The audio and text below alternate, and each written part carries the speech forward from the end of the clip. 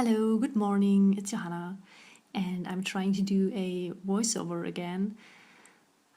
Please excuse me, I'm not so comfortable with this yet, but I'm trying my best. So, for today, I want to give you a closer look at the storyboard, and I will talk a little bit about each page. So, as a quick summary, Wisp of Morning Air is a short story about a young woman, a big city girl, who spends a weekend away in the country house of her now deceased grandmother. And during the weekend trip, she begins to experience some flashbacks, and her perspective of her current life is shifting. And eventually, she decides to move into her grandma's house and to start a new path of life. So that's that for a quick summary. So basically, it's a small snapshot of this young woman and her decision to start a new life. So let's take a look at each page. We are starting with an atmospheric introduction to this place. You see, it's still morning. The sun is not fully rising up yet. And we learn something about the location. So it's a single house without neighbors, surrounded by nature and hidden behind a hill, yet closely located near a big lake.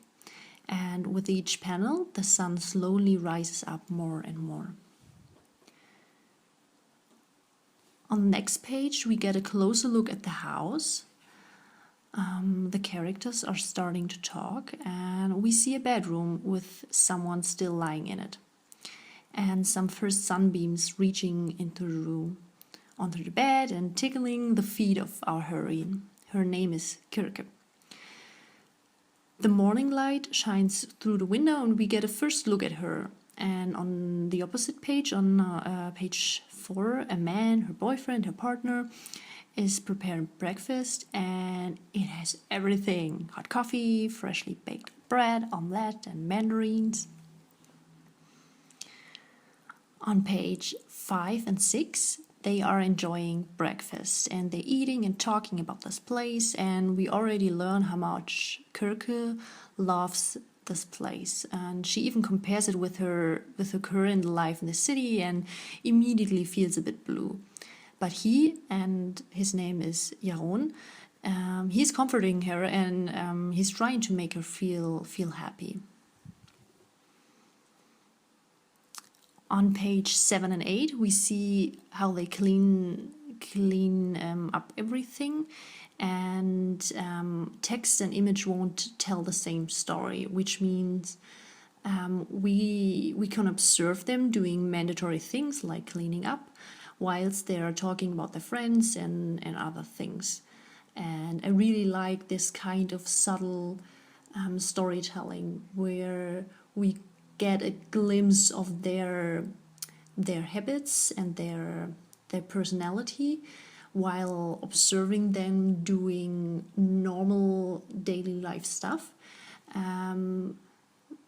But the conversation and the text tells a little bit a different story.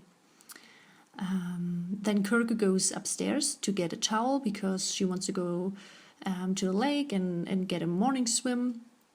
And in the attic, she finds an old brush. I hope this is what it's pronounced like. So a brush of her grandma, and it's a hand sewn, you know what I mean, red rose. Oh, sorry, it's still morning. Excuse me.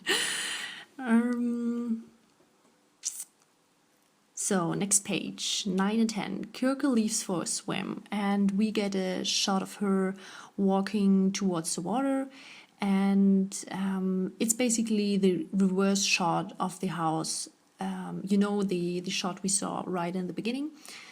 And on page 10, a calm and meditative kind of collage of her swimming. On the next page, we see the Wisp of Morning Air dancing around Kirke and following her back to the house.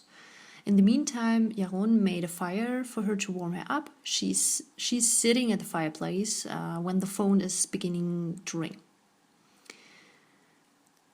And the next page, page 13-14, are special pages because it marks the middle of the book. So I wanted to tell a little bit of a different kind of story by choosing another or a different layout.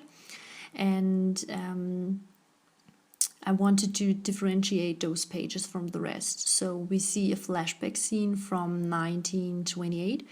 The number here isn't matching the right year, so I have to correct this.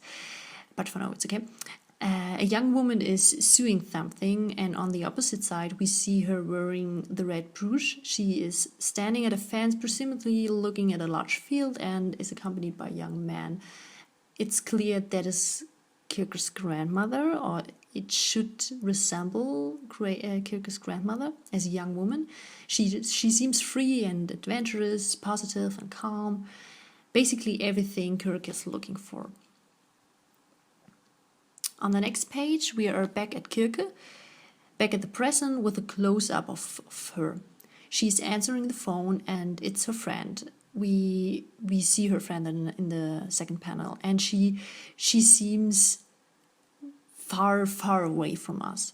The friend is portrayed very small and Kirke is portrayed very big on purpose, but over the course of their conversation, Kirke gets smaller and smaller while her friend is taking up more and more space.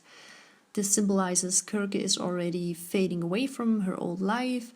She also moves around quite a lot, which is a sign of her being a bit distracted and maybe a bit bored about her friends gossiping.